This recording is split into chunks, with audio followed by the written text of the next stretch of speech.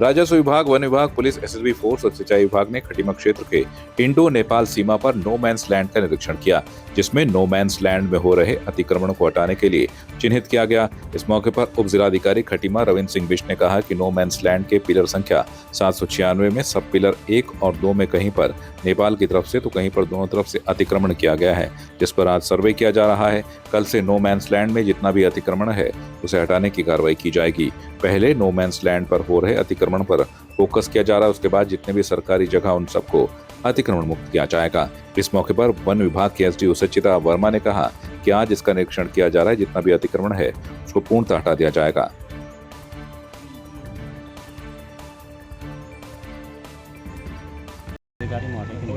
जो Indo Nepal border में no man's land उसको अतिक्रमण मुक्त किया जाए। इसी के क्रम में आज हमारा राजस्व विभाग, वन विभाग, एसएसबी, इरिगेशन डिपार्टमेंट यहाँ आए थे और हमने मौके का जायजा लिया। तो पाया गया कि जो मेन पिलर हमारा 796 है उस पर इंडियन साइड से कोई भी अतिक्रमण नहीं है। 796/1 जो सब पिलर है उसमें नेपाली साइड से बहुत ज़्यादा अतिक्रमण किया गया। 7 फीट के लगभग से उनका अतिक्रमण है। और 796/2 सब पिलर की अगर मैं बात करूं तो वहाँ पर बोथ साइड्स, इंडियन साइड से भी और नेपाली साइड से भी अतिक्रमण है। इसको आज हमने देख लिया है। कल से हम इस अतिक्रमण हटाने की कार्रवाई करेंगे। अभी तो फिलहाल हम नो मैंस लैंड को फोकस कर रहे हैं। उसके बाद हम जितना भी हमारा इंडो नेपाल एरिया में जो गवर्नमेंट लैंड है उसको भी अतिक्रमण मुक्त करवाएंगे। नो मैंस लैंड का जो पिलर होता है उसके 30 फीट इधर और 30 फीट इधर दोनों साइड जो नो मैंस एरिया कहलाता है। आज हमारे यहाँ पर हमने नेपाल और भारत सीमा पर एक संयुक्त निरीक्षण किया है, जिसमें राजस्व विभाग, एसएसबी और हमारा इरिगेशन डिपार्टमेंट और वन विभाग, हम सभी लोगों ने यहाँ पर निरीक्षण किया है। और नो मैंस लैंड पे जो अतिक्रमण की स्थिति पाई गई है उसके लिए अब हम उसको हटाने के लिए यहाँ पर प्रयासरत हैं और सभी लोग हैं हमारे साथ। और आज हमने यहाँ पर देखा है कि जो हमारे पिलर हैं और सब पिलर हैं वहाँ पर कितनी दूरी पर यहाँ पर अतिक्रमण पाया गया है, तो इसे हटाने की कार्रवाई हम शुरू करेंगे। जब तक ये अतिक्रमण यहाँ से पूरी तरह नहीं हटेगा नो मैंस लैंड से, तब तक हम इसके पीछे लगे रहेंगे और इसको हटाएंगे। देहरादून स्थित भारतीय वन्यजीव संस्थान में वन्यजीव प्रबंधन में 29वें सर्टिफिकेट कोर्स का विदाई समारोह का आयोजन किया गया था। कार्यक्रम में उत्तराखंड राज्यपाल retired lieutenant general Gurmeet Singh ने बतौर मुख्य अतिथि शिरकत की। इस दौरान उन्होंने वन्यजीव प्रबंधन में 39वें प्रमाण पत्र पाठ्यक्रम के अधिकारी प्रशिक्षुओं को सम्मानित किया। साथ ही विशेष स्मृति चिन्ह स्टोर का उद्घाटन किया, जिसमें वन्यजीव थीम वाले उत्पाद और स्मृति चिन्ह उपलब्ध हैं। इस पहल का उद्देश्य संस्थान द्वारा वन्यजीव संरक्षण के प्रति जागरूकता फैलाना है। वहीं राज्यपाल ने सभी प्रशिक्षुओं और पुरस्कार विजेताओं को बधाई दी। उन्होंने कहा कि प्रशिक्षण के दौरान प्राप्त ज्ञान देश भर में वन्यजीव प्रबंधन में बेहतर योगदान देगा। Wild life institute of India WII के सर्टिफिकेशन कॉन्वोकेशन के ऊपर में बहुत ही आनंद आया। पूरे इंस्टीट्यूट को बहुत डिटेल से देखा और यहाँ पर जो इकोसिस्टम है, काम करने का ढंग है, वो अपने आप में एक आउटस्टैंडिंग सिस्टम है, जिसके अंदर में रिसर्च, शोध, टेक्नोलॉजी और नवाचार का एक वातावरण दिखाई दिया। आज हमने बहुत डिटेल से देखा कि फोरेंसिक जो कैपेबिलिटीज़ है, जो लेबोरेटरी है, उसका क्या स्टैंडर्ड है। मुझे ऐसा लगता है कि इस संस्था ने फोरेंसिक कैपेबिलिटी, टेक्नोलॉजी और क्वालिटी एनहांसमेंट के ऊपर में बहुत कार्य किया है। आज ये कोर्स करने वालों के जो सबसे अच्छा कार्य किया उनको मेडल्स दिए और मुझे बहुत खुशी है कि आज का जो गोल्ड मेडल था वो मिजोरम के फॉरेस्ट ऑफिसर जो एक महिला है उन्होंने जीता है। इस फॉरेस्ट डिपार्टमेंट के अंदर में महिलाओं का योगदान बहुत विशेष है। I would like to compliment. इसके अलावा एक जो सबसे टचिंग बात थी इस परिवार की, इस इंस्टीट्यूट की, वो ये थी कि इस परिवार ने अपने जो वेटरन्स हैं, जो बुजुर्ग हैं, जिन्होंने अपनी पूरी जिंदगी इस संस्था के अंदर लगाई है, उनको और आने वाली पीढ़ी, जो युवा पीढ़ी है, उनको सम्मानित किया। तो मुझे ऐसा लगता है कि इस संस्था का जो मकसद है, जो एम है कि किस प्रकार 2047 के ऊपर में कार्य किया जाए, ताकि आने वाले टाइम के ऊपर में भारत को किस प्रकार विकसित राष्ट्र, आत्मनिर्भर भारत और विश्व गुरु के स्थान पर, उस पर बहुत मेहनत लगेगी। और मुझे खुशी है कि फॉरेस्ट ऑफिशियल्स के अंदर में एक अलग ही एक एक्सीलेंस है, जिसके अंदर में उनके जो स्टैंडर्ड्स हैं, काम करने का ढंग है, जिस प्रकार से वो संस्था को आगे लेके जाना चाहते हैं। और सबसे टचिंग बात ये लगी कि उनका जो डॉक्यूमेंटेशन है, उनका जो प्रचार प्रसार है, जिस प्रकार से उन्होंने वाइल्ड लाइफ का कंजर्वेशन के ऊपर में कार्य किया है।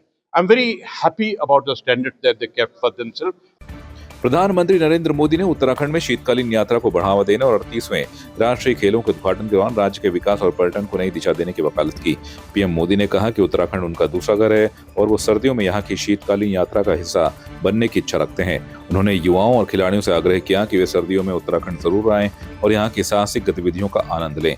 नेशनल गेम्स के शुभारंभ के दौरान प्रधानमंत्री मोदी ने शीतकालीन यात्रा की ब्रांडिंग करते हुए इसे उत्तराखंड की अर्थव्यवस्था के लिए महत्वपूर्ण बताया। उन्होंने कहा, उत्तराखंड में शीतकालीन यात्रा को बढ़ावा देकर इसे एक स्थायी पर्यटन केंद्र के रूप में स्थापित किया जा सकता है। यह यात्रा न केवल राज्य की अर्थव्यवस्था को सशक्त करेगी बल्कि पर्यावरण संरक्षण का संदेश भी देगी। देखिए, माननीय प्रधानमंत्री जी का जिस प्रकार से केदारनाथ के प्रति, जिस प्रकार से बद्रीनाथ के प्रति, जिस प्रकार से माँ गंगा से, जिस प्रकार से उत्तराखंड की इस देवभूमि से लगाव है, उन्होंने कल अपने भाषण में भी कहा है कि उत्तराखंड उनका दूसरा घर है। निश्चित रूप से इससे उनके प्रेम जो उत्तराखंड के प्रति है वो छलकता है और वे लगातार, हो सकता है देश के पहले ऐसे प्रधानमंत्री होंगे जो देवभूमि में कई बार जो है विभिन्न रूप में जो है उत्तराखंड से जुड़ते रहे हैं। अब की बार शीतकालीन यात्रा के लिए माननीय प्रधानमंत्री जी ने अपने उद्बोधन में कहा है, तो हम यही उम्मीद करते हैं कि माननीय प्रधानमंत्री जी शीतकालीन यात्रा के लिए हम सबको प्रेरित करने के लिए निश्चित रूप से उत्तराखंड इस देवभूमि में पदार्पण करेंगे।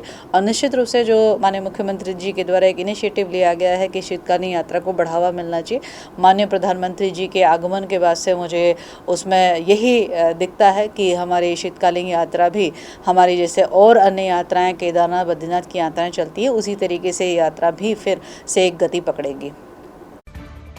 मसूरी पुलिस ने 19 साल की युवती के साथ दुष्कर्म करने वाले 26 वर्षीय व्यक्ति को सहारनपुर से गिरफ्तार कर लिया है। मसूरी कोतवाल अरविंद चौधरी ने बताया कि 19 साल की युवती ने 4 जनवरी को मसूरी कोतवाली में शिकायत दर्ज कराई थी कि 26 साल के इमरान निवासी सहारनपुर ने देहरादून डालनवाला निवासी युवती से इंस्टाग्राम के माध्यम से दोस्ती की थी। उन्होंने बताया कि आकिब ने कई बार युवती को बहला फुसलाकर मसूरी और अन्य जगह घुमाने के लिए ले गया, जहाँ उसने युवती के साथ शारीरिक संबंध बनाकर बार बार बलात्कार किया। कोतवाल ने बताया कि जब युवती ने आकिब से शादी करने के लिए कहा तो आकिब ने उसके साथ मारपीट की और उसे जान से मारने की धमकी दी। इसके बाद पीड़ित युवती द्वारा मसूरी कोतवाली में तहरीर दी। कोतवाल अरविंद चौधरी ने बताया कि पुलिस टीम ने आरोपी आकिब को सहारनपुर से देर रात को गिरफ्तार किया है और उसे देहरादून न्यायालय पेश किया गया है, जहाँ से उसके जेल भेज दिया गया है। जनवरी माह में एक लड़की हमारे पास आई और उसने यहाँ पर एक मुकदमा दर्ज करा कि एक लड़का जो उससे इंस्टाग्राम के माध्यम से दोस्ती हुई थी, उसके साथ शादी का झांसा देकर अलग अलग जगह पर, जिनमें मसूरी भी कई बार आया है, उसके साथ बलात्कार किया है। और जब उसने शादी की बात की तो उसके साथ मारपीट और उसको धमकी दी।